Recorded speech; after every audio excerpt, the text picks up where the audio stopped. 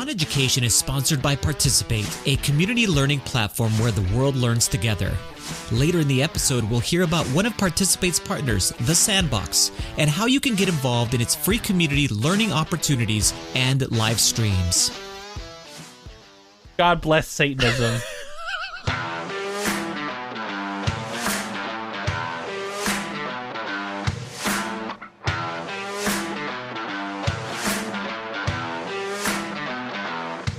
Welcome to On Education, part of the On Podcast Media Network. My name is Mike Washburn.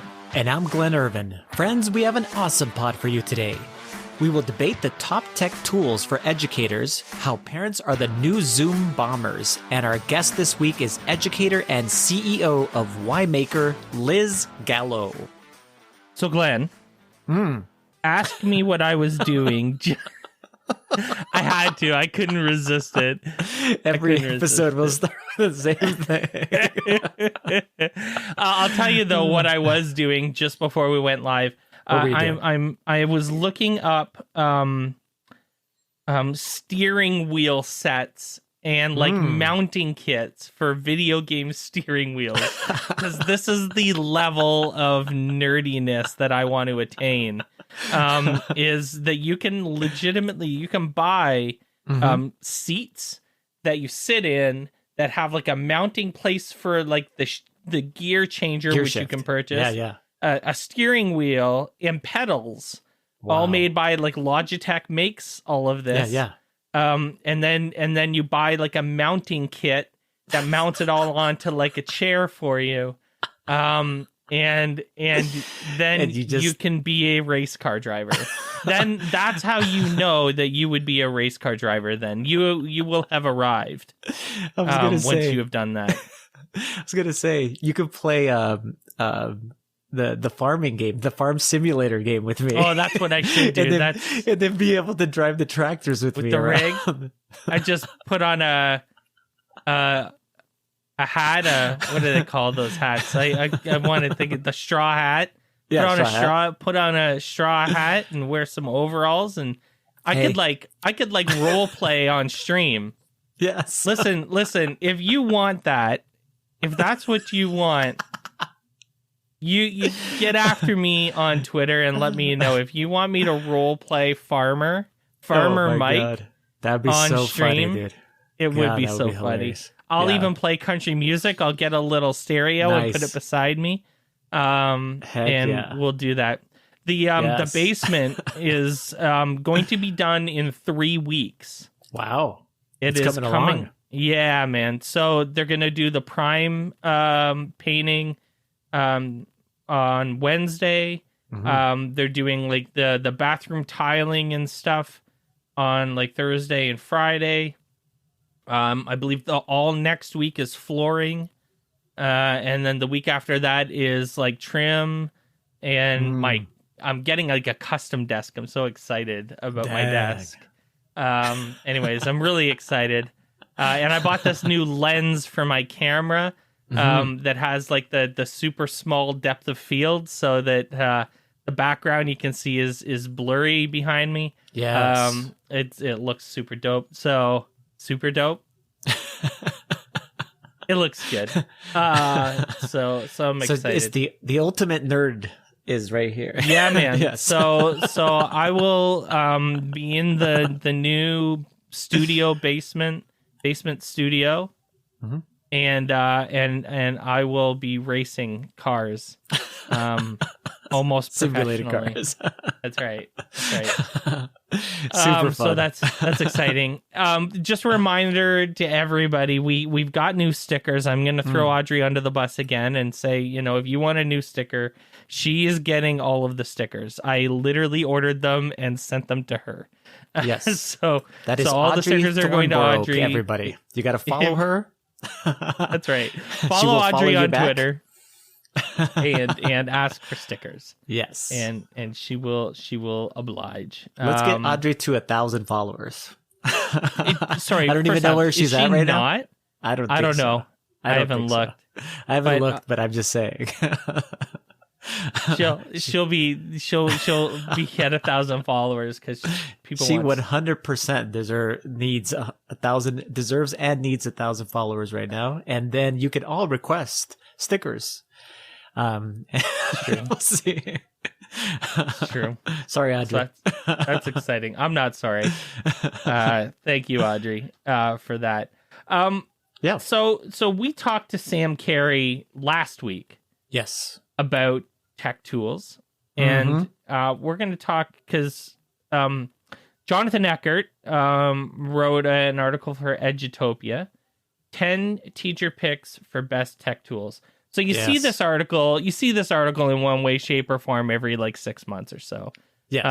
So I'm not sure why we're talking about it this time in particular, but other than that, I'm excited.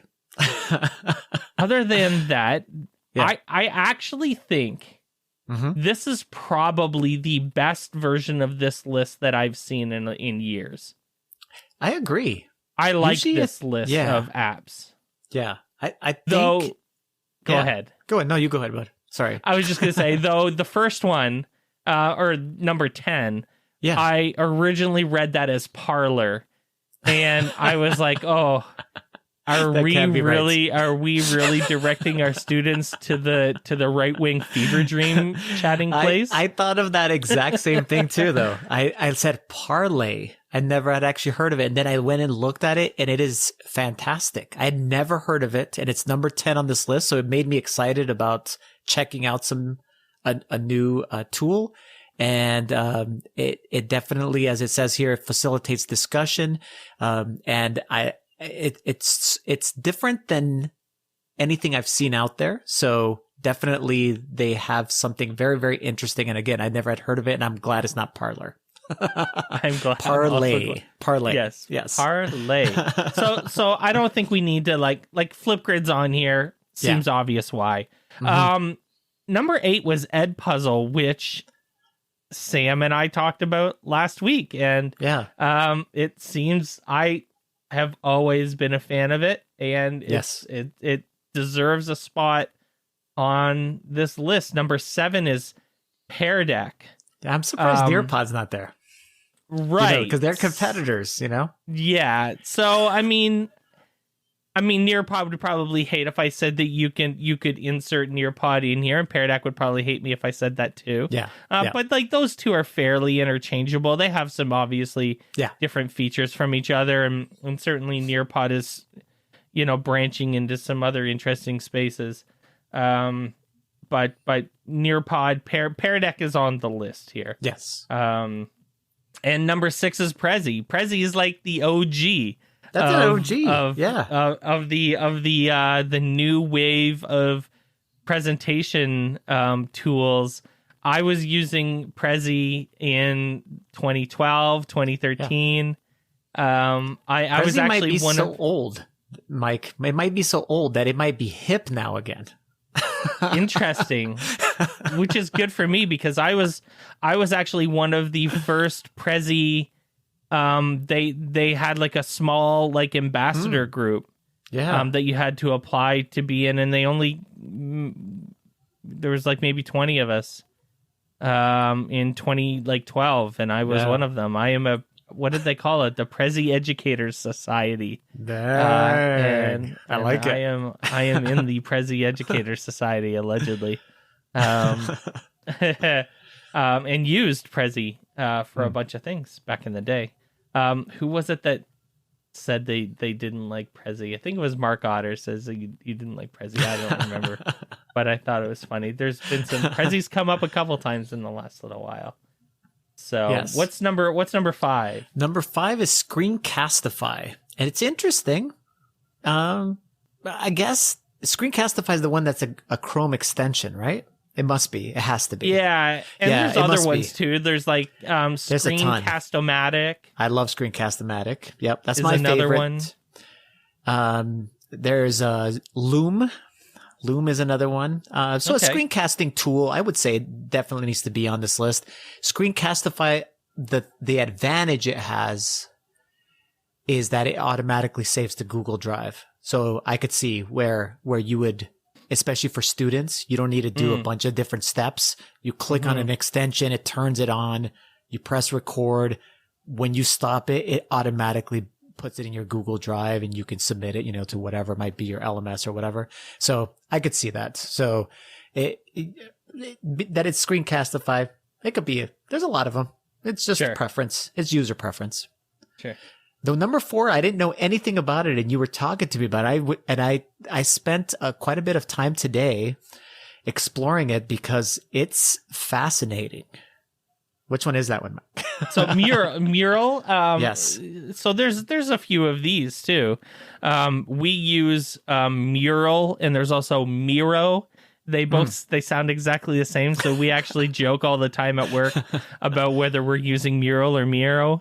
Yes. and if you say it really fast, you can't tell which one they're actually talking about. So there's mural, Mural, and there's Miro, Miro. But they are kind of this new generation of collaborative brainstorming / storyboarding / kind of mind mapping tools, kind of the next generation of like the one I used to use when I was doing stuff like this was the Smart. So Smart makes a mind mapping application, and that's the one I used to use. But these are so much more powerful, and they're all entirely web based, so you don't have to install any sort of client. They are fully collaborative in real time. You can actually watch people's mouse cursors moving around the screen as they're doing different things.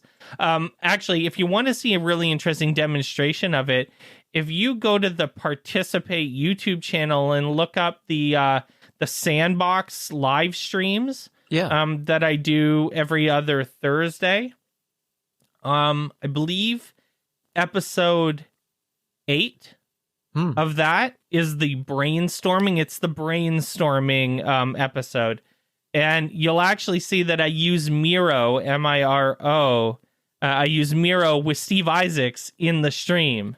Okay. And make a brainstorm for a game I'm making live on stream in kind of real time. But he was on the stream with me, but he was talking and editing the story or the brainstorm at the same time as I was, and you could see him typing in things and stuff like that. I think that there's tons of uses, especially in kind of the world we live in now.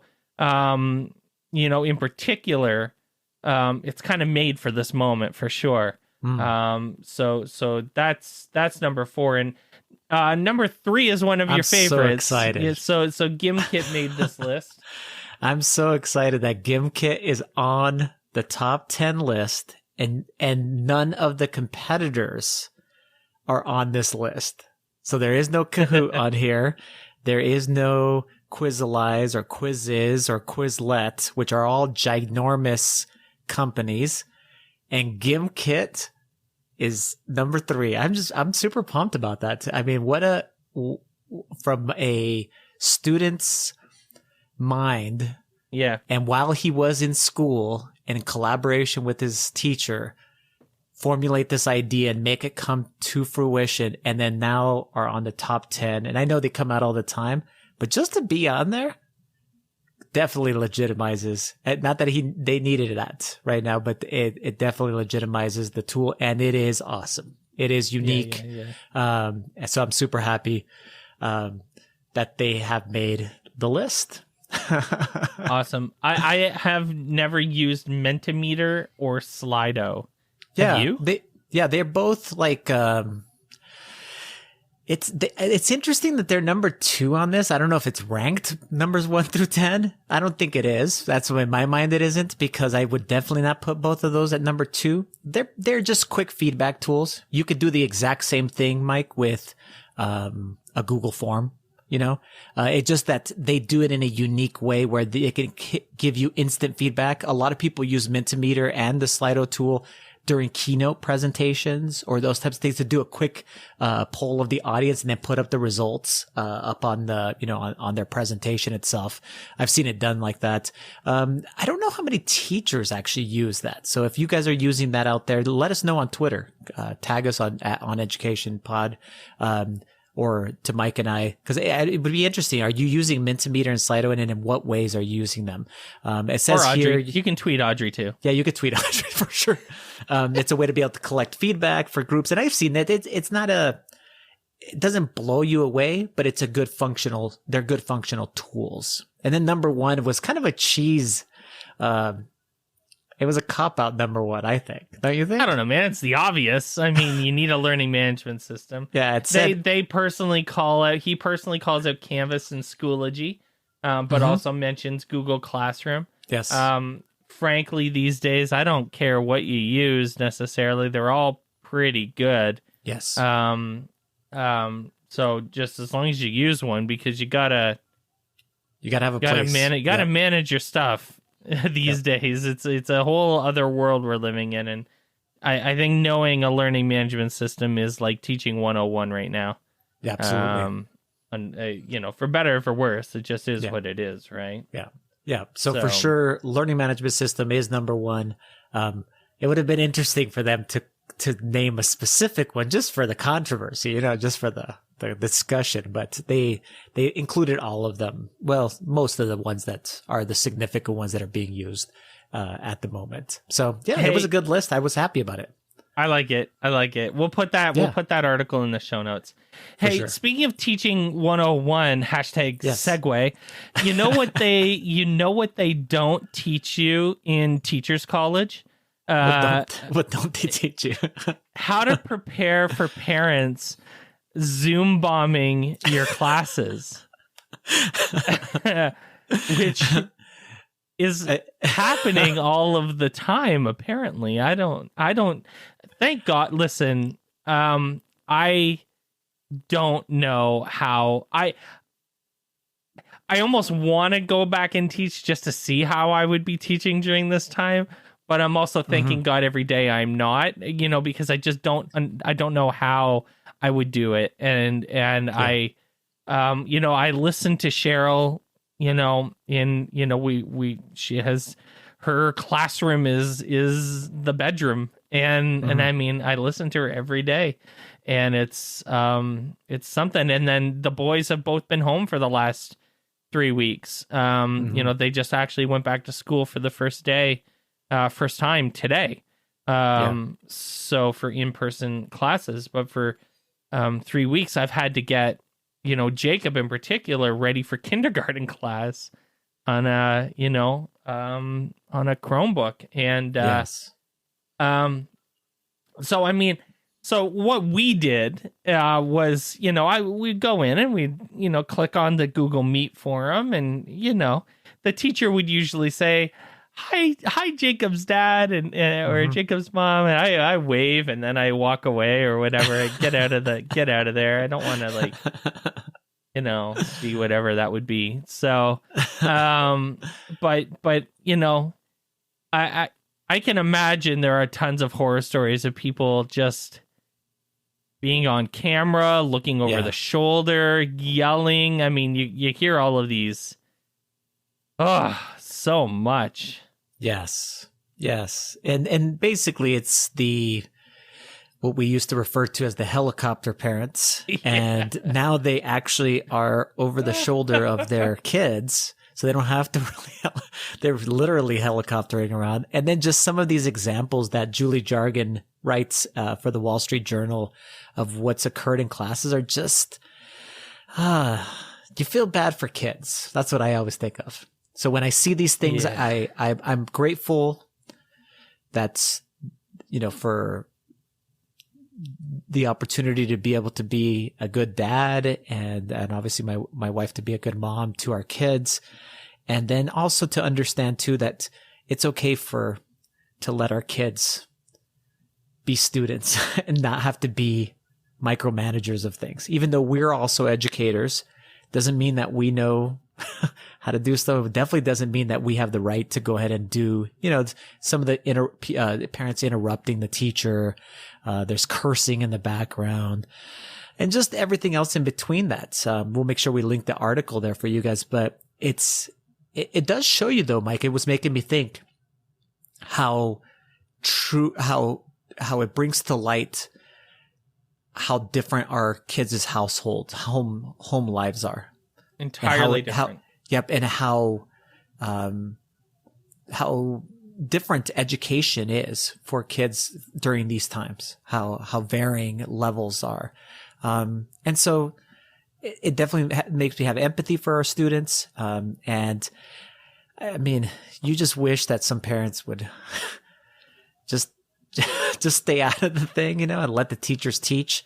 But some people just can't help themselves. And they've done just some pretty gross things, to teachers or calling out other kids in the class, in the physical classroom. I'm just like, my God. Wow. And then to put the teachers in these precarious situations, teachers are kicking butt and doing an amazing job. And this is just another thing that you have to, get past and be able to go ahead and deal with, and be able to go ahead and manage is a good way to go ahead and put it. I think the pandemic has reminded us that the one thing that the classroom always was a consistent, safe, stable environment for student learning, where, you could come to the same place every day and, your teacher would be there. Yeah. And your friends were there. And you were safe, and every home in every classroom is completely different. Yes. And we've said that a million times, but an article like this reminds you of how different. You could be in upper middle class suburbia school, and you're still going to get a huge disparity between absolutely Anna and Jimmy and Thomas and Johnny all in the class, and their parents and their jobs and their home and where they live and how they access the internet and technology are all going to be entirely different. Yeah. And it's just, I have no desire for teachers to be forced back into the classroom in an unsafe way or an unsafe situation, or in a way that doesn't allow them to feel like they can do their jobs without, the risk of contracting COVID. Yeah. But man, this reminds you how valuable the classroom was as just even the place, right? The actual location was, was way more important for learning than I think maybe we ever gave it credit for. Absolutely. And I would be shocked if 2 years from now, when life sort of returns to some sense of normal, I would want to see a really big push for funding for the buildings. Let's get these places back up to a standard that they should be at, with the reminder that this is the one safe, normal place where our kids go to learn. And the building was way more important than I think we ever thought it was. Absolutely. 100% agree, Mike. So we're going to end on a funny one. Because I'll tell you, this is funny. So we've been talking, we've had a couple guests on in the last month or so, talking a lot about the new Biden administration, and policy and stuff like that. And what has come up a couple times is the topic of school choice. We've talked about that on the podcast quite a bit over the few years. If you've been listening since the beginning, you've heard it come up time and time again from us. But the narrative remains, or the fact is that school choice is a bit of a misnomer, in a lot of ways. But most critically, when it comes to religion, and that a lot of the proponents of school choice are proponents of school choice because they want their children to go to a Christian school, specifically a Christian school. There are other schools, most notably there are quite a few, Jewish schools. In Canada, there are quite a few Muslim private schools as well. But predominantly the school choice narrative is driven by Christians wanting their kids to go to Christian schools. Yes. Yeah. Using public funds. Yes. Using public funds. Yes, exactly. Yep. So in Iowa, they recently passed, I guess, I don't know. Iowa seems like one of those states that probably should have been on the bus with this a while ago, considering their political leanings, but apparently just recently passed a bill that makes school choice and the public funding of private religious schools a lot easier. And I don't know how to bring this in, but it is so funny. The Iowa Satanic School is celebrating its newfound status under this legislation to create a satanic school, and bless their hearts, because it is the ultimate school choice troll. I love this sentence, Mike. Here it is. Our vision is that families in every district in Iowa will have the opportunity to study Satanism in all its forms. That's the concluding sentence of this of this letter. Oh my God! When I was reading, I was cracking up and just giggling inside as I was, and of course, this person is thanking these specific representatives who led the charge for this legislation to pass. And you're right. It's the ultimate troll. Thanking the GOP, the right-wing senators, who obviously, when they think of school choice and of religious freedom in schools, definitely aren't thinking of Satanism. But bless their hearts, they are now supporters of the Iowa Satanic School. I think it's great. I hope that this school actually becomes a real thing, because why not? Because why not? If you're for religion, if you're for religious freedom, you're for religious freedom. Absolutely. For everybody. Yeah.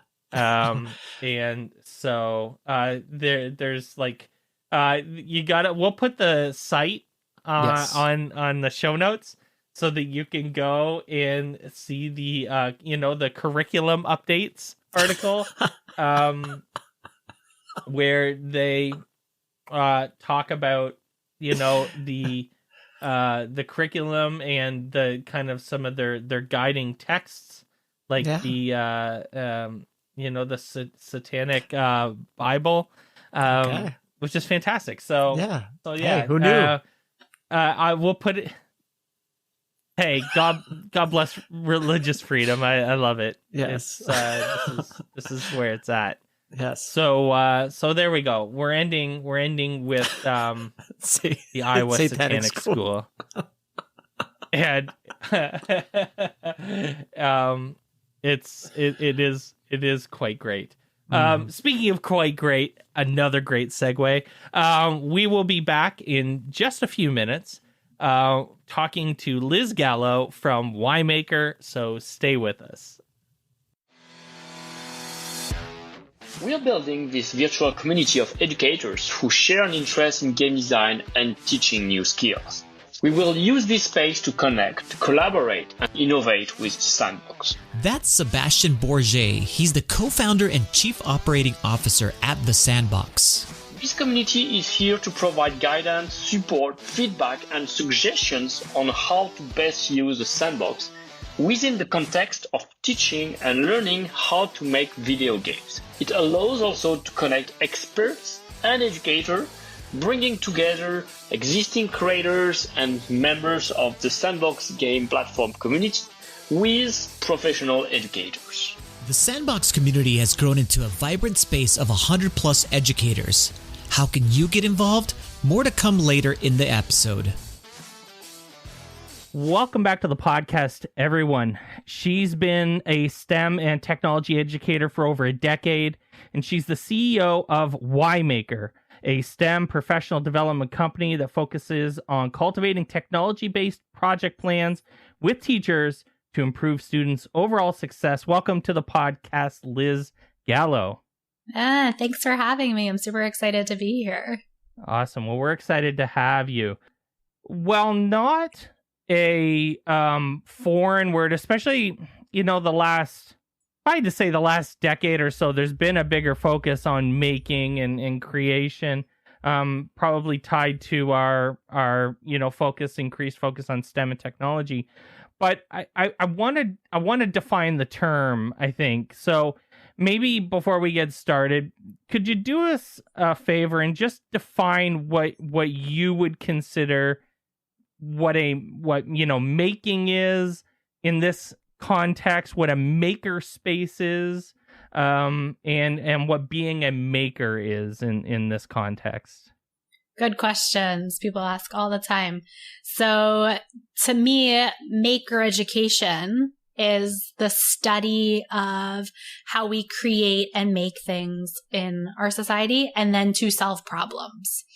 So when we, work with kids who are making, they are actively creating and working to solve a problem, whether that's, to build a bridge or to help grandma get something down off of the tall shelf. They are working to physically make and create something. And that's when they're being makers, when they're actually doing the building and the creating and the designing. So we believe that education that incorporates making really excites kids. It connects to their natural curiosities, their natural desire to create and explore the worlds around them, and their natural desires to help others. It's, especially now, it's a gift that keeps on giving to our kids who just want some ownership and some control of what they're doing every day. So Liz, often when educators hear the words maker or makerspace, they associate that with technology. Mm-hmm. And so do you need technology to be a maker or to have a makerspace? No, you don't. You don't need technology to have I'm so glad you answered that right. It's a trap. So, there's a lot of interesting stories to take here, but you don't. You could be a maker with paper. You can use popsicle sticks. You could use recyclables. You can use whatever you have around you. Tons of maker spaces that we know work with podcast studios, or, they have green screens where kids are making videos, and that's all technology stuff, but it's not always 3D printers and laser engravers and these big fancy machines. It can be.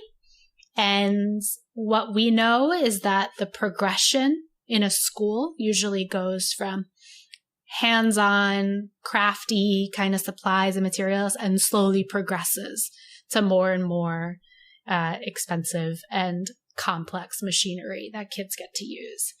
And a makerspace doesn't have to be a whole space. It could be a corner of a classroom. It could be a box. It could be a closet. It just is just the place where we're keeping this stuff that kids have freedom to explore and create with and build whatever they're dreaming of and they're desiring. I was going to ask a follow-up about this. Sorry, Mike. About this, that you just talked about the corner. Do you find now, Liz, especially in this situation, obviously with people quarantining and so on, that parents are doing this also for their kids? Because I can imagine that as a parent, that's probably a great thing to do, is to have a space where you let your kids explore and not have the ability to be able to create, as you described it. It doesn't necessarily need to be technology based. Are you finding that parents are more invested in this too? Yeah. So what we're helping parents with now is helping them be part of the maker experience with their kids. So helping parents learn what questions to ask, learn, how to step back and let the kids just do it and not really interfere with what they're creating. So we're noticing that is really important. But we're also noticing that lots of kids who are home are not making and not creating. And they're sitting all day on their computer, Google Slides, Google Forms, that, right? There's no substantial creating happening in these kids' lives. And then they get off and they go on a video game or they watch a movie. So what we're trying to work with teachers now is to give kids substantial creating experiences as part of their school day. And when we do, kids are over the moon. They love it. They're engaged. Their cameras turn on. They start chatting with their peers and lots of good things happen. So do you work with teachers, I guess, to kind of encourage them to not be afraid to get their kids making things, even though they're not in person? It seems to me that the whole idea of making is about as pandemic proof as it gets. I mean, again, we just talked about the idea that all you need is you could have paper and some sticks that you can go find outside and some rocks or whatever. You can be making things and not have to have iPads and Chromebooks and 3D printers. So what are some practical things that you've been telling teachers to do to get their kids making, especially during this time?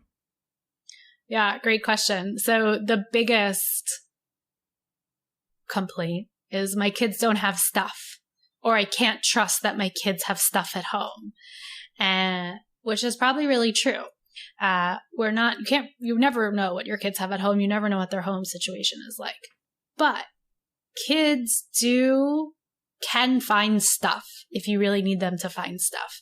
They can get boxes, food boxes are such a great tool to use in making. So everyone can find some food boxes around. That's a great place to start. Paper. We do lots of stuff with paper. Mm-hmm. And to get your kids started with making, we teach all of our teachers we work with how to make a simple zine or zine, like a magazine, which is a folded 8-sheet little book you get after you fold it all up in a certain way. And, we watch kids do it on like Google Classroom or Google Meet, and their faces just light up when they make this simple little 8-page book, and they're so happy. And, then we ask teachers like, okay, what else is coming up? What else can you ask your students to create and make? Where can you put in a different option for kids instead of creating a Google slide or doing the Google form? Where can they, add their creativity, add their personality to a project? Even things like I was speaking with someone the other day who is an English teacher in a high school, and he said that he's going to ask his students to create like a memorial statue of themselves with stuff from around their house that represents them, and then write a descriptive essay about that. So it's combining the creativity and the art with the mindfulness and then the writing element too that he was looking for. So, start small, give kids lots of options, let them be incredibly flexible. If it doesn't work out, it doesn't work out. We try again. It's not a big deal. I was going to say, I've never been to Brooklyn, but I imagine there are trees in Brooklyn somewhere. There are. And you can just go for a walk, and there are things. I used to tell my son this kind of stuff all the time when he had to make things for projects. We're lucky in Barrie, Ontario, where I live. There's lots of forests, and there's actually an escarpment area right near my house. So there's walking paths and stuff, and there's always stuff that you can get, sticks and twigs and stuff like that. But I totally agree that there's always things. There's always things. Like you said, cereal boxes, shoe boxes, the newspaper. If you get a newspaper every week, Lord knows you can do something with that. Most people aren't reading them. Your junk mail. Right, your junk mail, your coupons. There's tons of opportunities, and I think it's great that you're teaching teachers to work with their students to take advantage of those materials and reuse them. I want to switch gears just a little, maybe. Liz, engineering has not always been a woman-friendly field, to say the least. And I'm curious, you're the CEO of a company that focuses on engineering and STEM and technology. And I'm curious, do you think that there are unique challenges? And I'll also frame it as, do you think that there are unique opportunities being a woman CEO in a previously and typically male-dominated field? I'm just curious what your thoughts are on where your place in all of this is, and your pathway, how you've gotten to this point with that. Yeah, so engineering is for girls. It's actually a great career choice for girls because engineers help people, and they help the environment, and they help animals. And all the research shows that girls and women tend to focus on careers that help others. So when I speak with girls, when I speak with people who are encouraging girls, remind them all the time that engineers help people. And that's what attracts girls to the field. So, the sticky point is they feel like math and science aren't for them. They're not good at math and science. And, there's research studies out there that show what happens when, for example, there's a great study where a group of kids are playing with blocks, and they're probably 7 years old. And it's all boys are crowded around the blocks. And this girl tries to get in, and they keep boxing her out because she's not supposed to play with the blocks. And ultimately she winds up stepping back and learning that girls don't play with blocks. This is a boy's toy. So as teachers, as educators, as parents, we have to be mindful of these things that are happening and make sure that we're letting all of our girls know this is for you. This is something you can do, and just have your eyes open for situations like that where girls seem to be boxed out of these experiences. And for myself, when I was in college, I was a bio elementary education teacher and was very lost in the biology and didn't see the relevance to connect it to first graders. So I switched to math, science, technology, elementary education, and just fell in love with the act of teaching in this creative, hands-on design thinking way. And it's a combination of absolutely loving the act of teaching and loving supporting girls in the way I just spoke about, supporting all kids in the way I just spoke about, and, really teaching kids in a way that is meaningful and is going to change our future if we continue down a path like this. Liz, you've been invited to be the keynote speaker at the International Technology and Engineering Educators Association, the conference. Can you give us some insight into what your keynote speech will be? I'm imagining making and maker spaces, but any types of things that we can hear without giving away too much. Yeah, so I am absolutely honored to have this keynote because this is the organization and the teacher association that raised me. When I first got out of college, a group of teachers in this organization supported me in my first technology job and then continued to support me through, all my jobs, all the things that were going on, and continue to support me today. So I am truly honored to be part of this. And the keynote is titled Teaching the Future, Harnessing the Superpowers of Being a Technology and Engineering Educator.